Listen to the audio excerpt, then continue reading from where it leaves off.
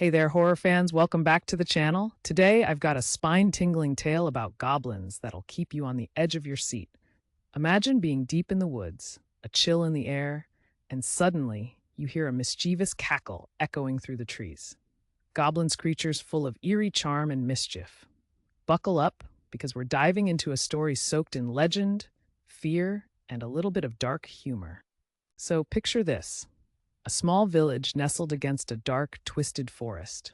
It's autumn, the leaves are falling, and a thick fog rolls in every night like it's up to no good. Lately, the villagers have been on edge. Rumors of goblins lurking in the shadows swirl like the mist. They say livestock has disappeared, strange noises echo through the whispering trees at night, and tales of old haunt their dreams. The air is thick with suspense. Everyone is talking about what's been stealing their peace, and it all points to those little green troublemakers we know as goblins. Meet the villagers, a colorful bunch. First up, we've got Old Man Bryn, the wise elder who's seen it all, and Jessa, the brave young woman with a restless spirit.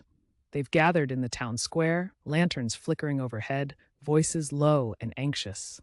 We've got to do something about these goblin attacks. Jessa's voice rings with determination as she recounts the last horrifying night when they lost a prized goat. The villagers mumble in agreement, sharing their tales of missing animals and strange lights flickering in the forest.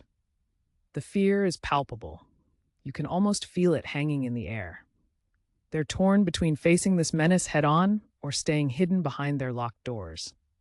As they ponder their options, a chilling wind blows through, and the stories of old fit snugly around them like a dark cloak. In the thick of the tension, Old Man Bryn clears his throat. It's time for a story. Long ago, goblins were feared creatures, full of trickery and mischief. He begins, his voice deep with age. They thrive in the dark, sneaking through the shadows, always up to no good. He goes on to share how goblins have tormented the village for centuries, playing tricks that would leave folks scampering in fear. But there's an intriguing twist. There's a legend. If a brave soul can discover the Goblin King's treasure hidden in the heart of the forest, it might just bring peace, he continues. Whispers of hope and skepticism mix in the crowd. They can't help but wonder, could this be their way out? As the fire crackles, eyes widen with fear and curiosity, each villager feeling a little bit of both. Against all odds, Jessa rallies a small group to confront the goblins.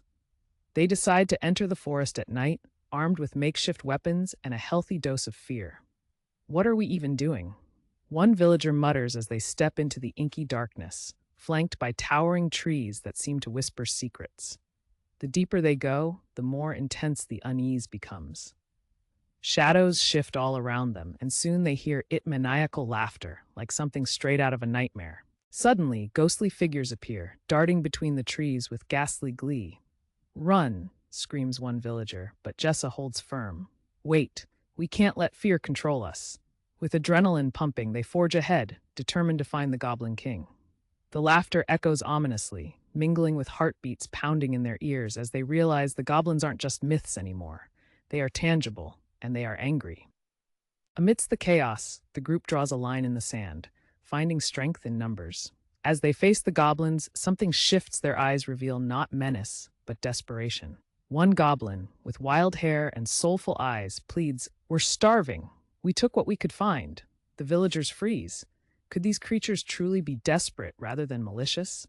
Jessa realizes they've been driven to madness by survival, not evil. The group stands in a swirling storm of confusion, grappling with what they thought they knew about goblins. It's a confrontation they never anticipated, a moment of truth that resounds deep in their hearts. In the quiet that follows, a fragile peace forms. Jessa proposes a solution, sharing their resources instead of fighting. The goblins, surprisingly, nod in agreement. The villagers head back to town, their hearts a little lighter but heavy with reflection.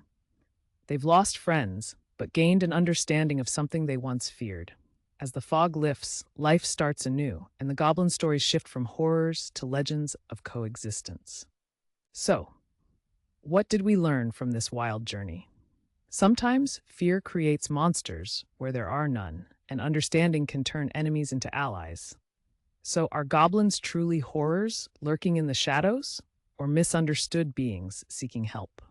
Drop your thoughts in the comments. Do you have a goblin story of your own? And don't forget to subscribe and hit that notification bell, because we've got more thrilling tales headed your way. Thanks for hanging out with me today. If you enjoyed this tale, give it a thumbs up. Until next time, keep the lights on and the stories coming.